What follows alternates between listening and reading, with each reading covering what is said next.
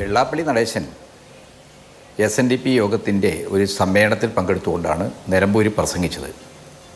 ആ പ്രസംഗത്തിൽ അദ്ദേഹം പ്രതിദാനം ചെയ്യുന്ന ഈഴവ സമുദായത്തിന്, തീയ സമുദായത്തിന് വേണ്ടത്ര വിദ്യാഭ്യാസ സാമൂഹ്യ ആനുകൂല്യങ്ങൾ പ്രാതിനിധ്യമുണ്ടായില്ല എന്ന് പറഞ്ഞാൽ നമുക്കത് മനസ്സിലാക്കാൻ കഴിയും. പക്ഷെ അദ്ദേഹം പറഞ്ഞത് ഈ മലപ്പുറം ഒരു സ്വതന്ത്ര രാജ്യമോ സംസ്ഥാനമോ ഒക്കെയാണോ? അങ്ങനെയാണ് ചിലർ കരുതുന്നത്. ഇവിടെ സ്നേഹത്തിൻ്റെ സ്വതന്ത്രമായ വായു ശ്വസിക്കാൻ കഴിയുമോ? ഇത് ശശികല ടീച്ചർമാർ പറഞ്ഞാൽ, ജയേന്ദ്രൻ മാഷുടെയൊക്കെ ആചാര്യകളാണല്ലോ ഇവരൊക്കെ, അത്തരം ആളുകൾ പറഞ്ഞാൽ നമുക്ക് മനസ്സിലാവും. പക്ഷെ വെള്ളാപ്പള്ളി നടേശൻ എന്തിനു വേണ്ടിയാണ് ഹിന്ദുത്വവാദികളുടെ മുസ്ലിം വിരുദ്ധമായ മുൻവിധികളിൽ നിന്നുള്ള കെട്ടുകഥകളിൽ നിന്നുള്ള ഇത്തരമൊരു പ്രസ്താവന മലപ്പുറം പോലെ സ്നേഹസമ്പന്നവും വൈവിധ്യപൂർണവുമായ സംസ്കാരവും ജീവിതവുമുള്ള ഒരു സമൂഹത്തെ, ഒരു നാടിനെക്കുറിച്ച് പറഞ്ഞത് എന്നതാണ് നമ്മളിവിടെ ചർച്ച ചെയ്യേണ്ടത്. അല്ലാതെ ഇതിൽ BJP എന്ത് നിലപാടുണ്ട്? അത് BJP ഇത് ഏറ്റുപിടിച്ചത്. BJPയുടെ നിലപാട് യഥാർത്ഥത്തിൽ, ഹിന്ദുത്വത്തിൻ്റെ നിലപാട് യഥാർത്ഥത്തിൽ മിസ്റ്റർ വെള്ളാപ്പള്ളിയുടെ നാവിലൂടെ വന്നു എന്നതാണ് ഞങ്ങളുടെയൊക്കെ പ്രശ്നം. വെള്ളാപ്പള്ളി ശ്രീനാരായണൻ്റെ പ്രസ്ഥാനമാണ്.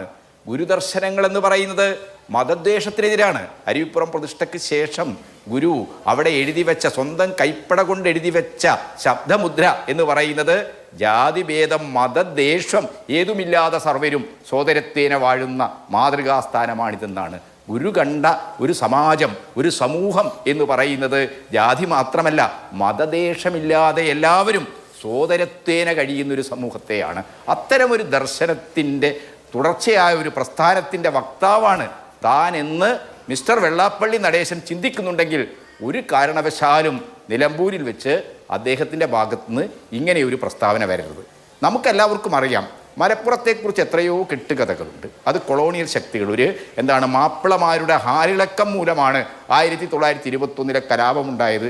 അതിനു മുമ്പ് കുടിയാന്മാരുടെ അതിശക്തമായ സാമ്രാജ്യത്വത്തിനും ജന്മിത്വത്തിനുമെതിരായിട്ടുള്ള നിരവധി കലാപങ്ങളുണ്ടായത്. അതുകൊണ്ട് ഇതൊരു ഫനാറ്റിക് ഏരിയ ആണ് എന്നാണ് ബ്രിട്ടീഷ് കൊളോണിയൽ ചരിത്രകാരന്മാർ മലപ്പുറത്തെ പറഞ്ഞു വെച്ചത്.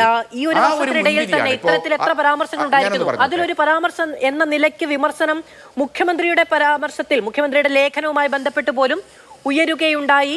അത് പിന്നീട് ഒരു PR ഏജൻസി ഉണ്ടാക്കിയതാണ് എന്ന് പറയുകയും അതിൽ അത്തരത്തിൽ PR ഏജൻസിയുടെ വാക്കുകൾ കൊടുത്തതിൽ ഹിന്ദു ഖേദം പ്രകടിപ്പിക്കുകയും ഒക്കെ ചെയ്തു. പക്ഷെ അത് അവിടെ കൊണ്ട് തീരുന്നില്ല.